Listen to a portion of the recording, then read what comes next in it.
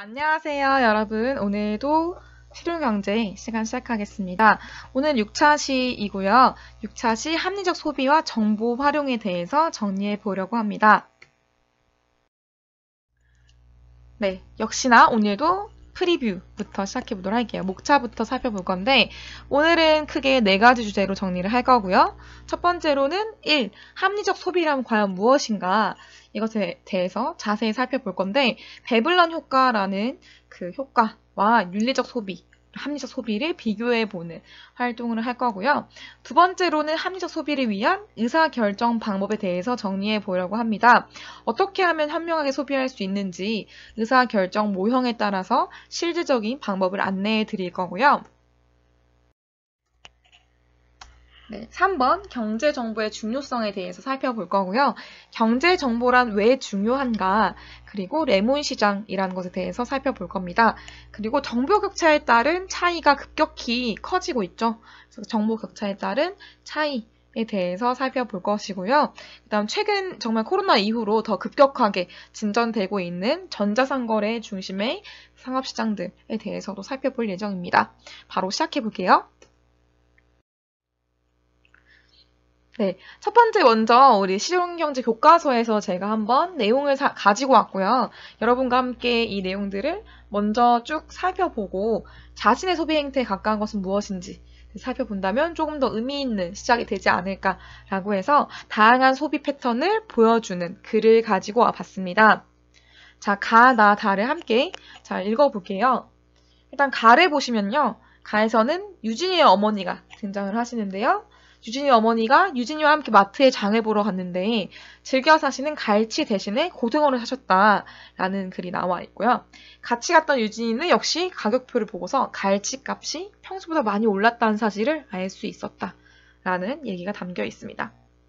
나를 보시면요. 나는 수홍이는 방학 중에 백화점에서 주차 요원으로 아르바이트를 해서 번 돈으로 요즘 유행하는 매우 값비싼 브랜드의 점퍼를 샀다라는 얘기가 나와 있고요. 달을 보시면요. 달은 준철이 아버지 얘기예요. 준철이 아버지께서 어느 날 퇴근길에 원두커피를 사오셨는데 어머니께서 좀 비싸게 사온 게 아니냐라고 하셨더니 아버지께서는 커피콩 산지의 어린 노동자들에게 공정한 임금을 지불하는 공정무역 제품을 사온 것이다 라고 얘기를 했다고 합니다. 자, 여러분 여기 세 가지 사례 중에서 여러분의 소비 행태와 가장 가까운 것은 과연 무엇인지 한번 생각해 보시고요. 네, 저도 한번 생각해 보겠습니다. 그리고 가장 가까운 것이 무엇이라고 생각하는지 한번 같이 의견을 나눠주시면 좋을 것 같아요. 네. 좀 생각해 보셨나요? 저는 사실 이제 세 가지를 살펴봤을 때 저는 가와 제일 가까운 것 같다라는 생각을 했습니다. 가는 제가 개인적으로 생각했을 때 합리적 소비이지 않나라고 정리를 해봤고요. 유진이 어머니는 갈치를 원래 즐겨 사셨지만 갈치 값이 오르자 이제 비슷하게 대체제로 이제 생선 반찬을 해먹을 수 있는 고등어를 사신 것을 확인할 수가 있죠. 그래서 합리적인 소비를 했다라고 생각이 되고요. 저는 개인적으로 이렇게 대체제를 사는 편이기 때문에 가와 비슷한 소비 패턴을 가지고 있다라고 얘기를 해볼 수 있을 것 같아요. 나와 다는 조금 다른데요. 제가 정리한 걸 이제 한번 같이 나눠보도록 하겠습니다. 제가 정리했을 때는 이제 가는 합리적 소비라고 할 수 있겠고, 또 나 같은 경우 수홍이는 플렉스를 한 거죠. 요즘 말로 이제 플렉스를 해버린 건데, 제가 개인적으로 이제 학교에 있다 보면은 만나게 된 많은 학생들 중에서 고등학생임에도 불구하고 뭐 택배 상하차라든지 택배 아르바이트를 하는 친구들이 많이 있습니다. 정말 열심히 일을 하고 밤새 일을 해서 너무 피곤한 상태로 몸도 막 피곤하고 다치기도 하고 이런 막 육체 노동을 해서 번 돈을 한 달에 뭐 30만 원, 40만 원 이렇게 번 돈이 있겠죠. 이 돈을 한 번에 플렉스를 해버리는 친구들 많이 봤어요. 그래서 너무 아깝지 않냐. 그렇게 이제 힘들게 번 돈인데 한 번에 써버리는 게 너무 아깝지 않냐라고 얘기를 해도 선생님 저는 이게 저의 즐거움입니다. 라고 하면서 뭐 명품 가방이라든지 명품 신발 같은 것들을 한꺼번에 플렉스를 하는 경우를 많이 봤습니다. 자, 이것은 무엇일까요? 이것은 저는 개인적으로는 조금 이해가 되지 않습니다. 그래서 과시적 소비가 되지 않나? 라는 생각이 들고요. 뭔가 다른 사람들에게 보여주기 위한 어떤 유행하는 값비싼 브랜드 네임을 산 거죠, 사실은. 브랜드 가치를 산 거죠. 그래서 과시적 소비라고 구분을 해볼 수 있을 것 같고요. 하지만 다 같은 경우는 조금 다른 경우예요. 그래서 준철이 아버지 같은 경우에는 어린 노동자들에게 공정한 임금을 주고 재배한 공정무역 커피를 샀기 때문에 이것은 윤리적 소비다라고 정리를 해볼 수 있을 것 같습니다. 자, 요 세 가지 중에서 가장 바람직하다고 생각되는 것은 무엇인지 한번 얘기를 해보시면 좋을 것 같고요. 네, 따로 시간을 갖지는 않겠습니다. 여러분께서 아마 생각했을 때 과시적 소비가 될 수도 있어요. 여러분이 생각하는 모두가 다 생각이 다 다르니까. 하지만 논리적으로 내가 이 소비에 대해서 논리적 이유를 댈 수 있다면 저는 합당한 소비라고 생각합니다. 그래서 세 가지 중에 어떤 것이 나에게 제일 잘 맞는 소비 패턴일지 한번 공부해 보시면 좋을 것 같아요.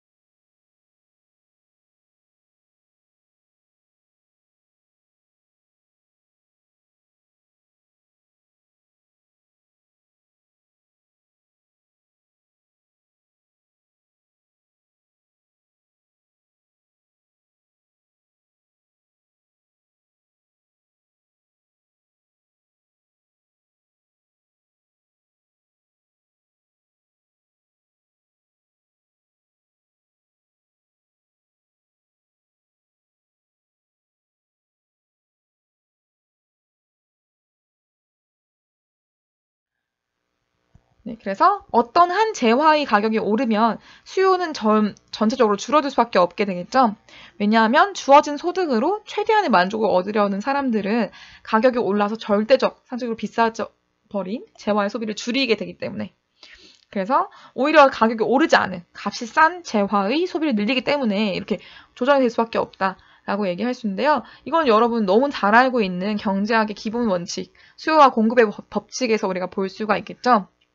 그래서 지금 제가 가지고 온 그래프를 보시면은, 그쵸.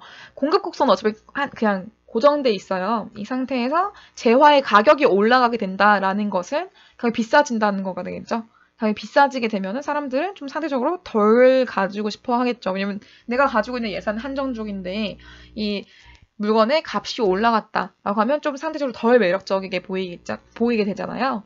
그래서 수요가 줄어들게 되고 자연스럽게 가격은 쭉 장기간으로 봤을 때 떨어질 수밖에 없는 그런 구조를 가지고 있다. 이해할 수 있겠죠, 여러분?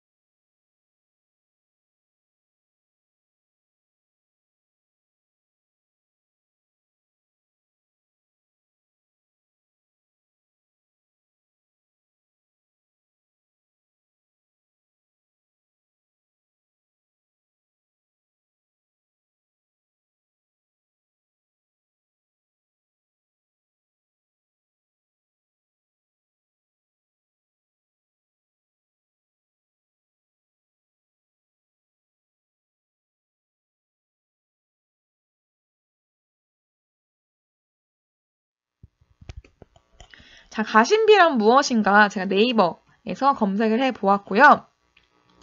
시사상식 사전에서 가심비란 이미 올라와 있어요. 새로운 단어로 등재가 되어 있을 정도로 많이 쓰이는 단어가 되었다라는 걸 확인할 수 있겠고요. 요약해서 이제 가격 대비 마음의 만족을 추구하는 소비 행태를 의미한다. 이렇게 정리가 되어 있습니다. 심지어는 2018년 소비 트렌드 중 하나로 서울대 소비 트렌드 분석센터가 전망한 것으로 선정되었다라고 할 정도로 정말 많이 쓰이는 단어가 됐다라고 볼 수가 있어요.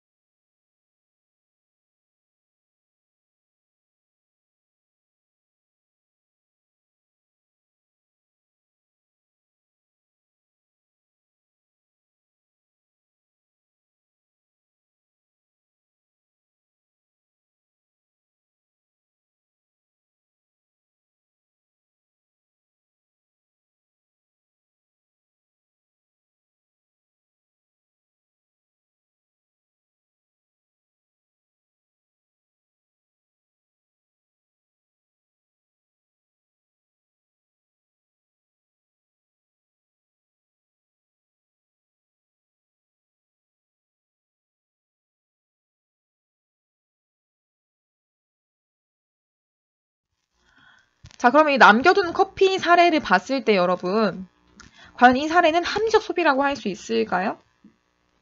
남겨두는 커피가 합리적 소비라고 할 수는 없겠죠. 이것을 이제 그쵸, 뭐 경제적으로 따졌을 때 의미가 없는 행동이라고 할 수 있겠고 오히려 마이너스가 되는 행동이라고 할 수도 있을 겁니다. 하지만 이 사람은 이 남겨두는 커피를 남겨둔 친구는 그쵸, 함적이기보다는 윤리적으로 다른 사람들을 돕고 싶다라는 마음에서 행동한 것이겠죠. 그래서 합리적 소비라는 것과 윤리적 소비라는 것은 이렇게 차이가 있다라는 것을 살펴볼 수 있겠고요. 여러분이 생각했을 때 어떤 것이 더 바람직하다고 생각하는지 이것은 각자에게 맡겨두도록 하겠습니다.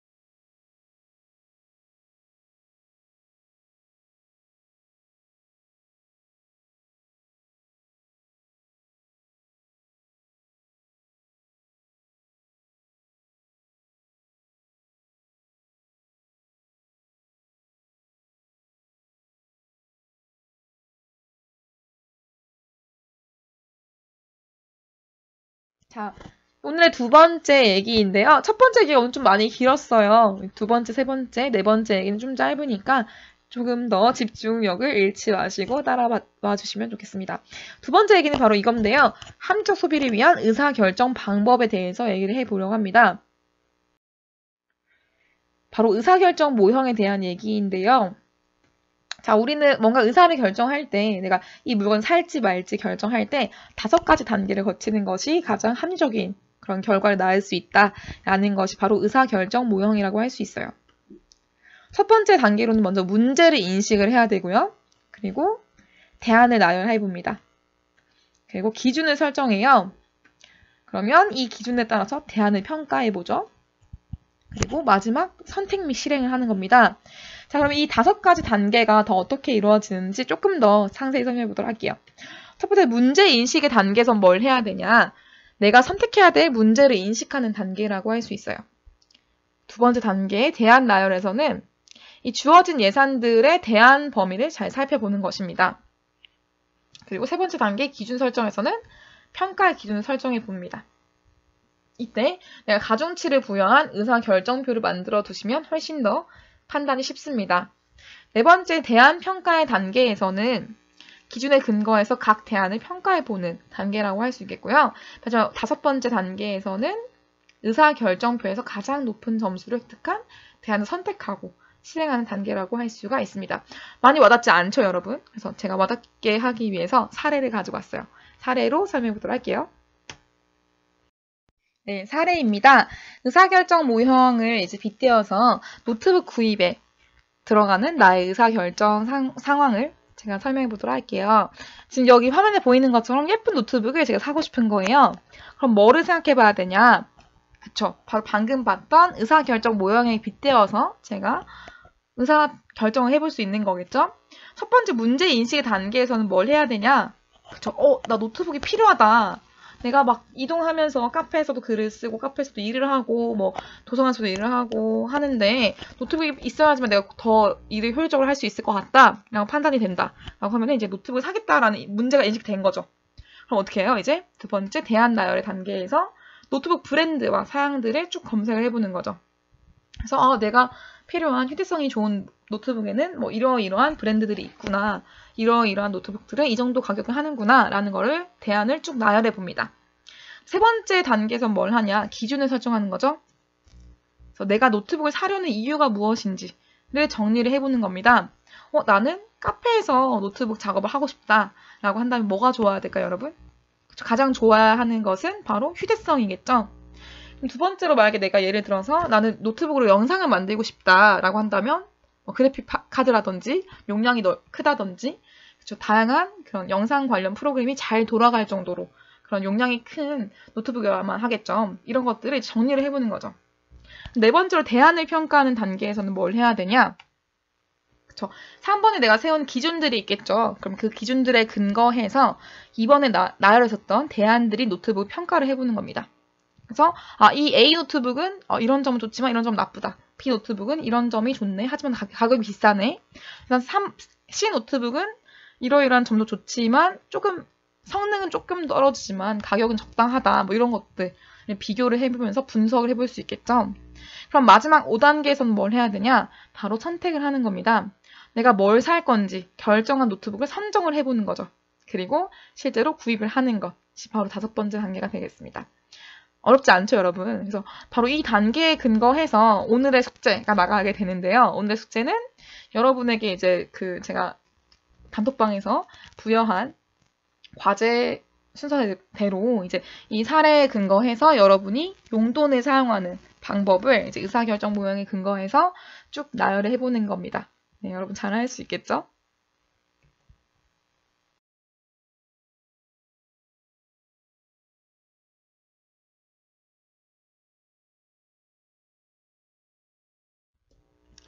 경제정보는 왜 중요한가를 이제 좀 살펴볼 거고요.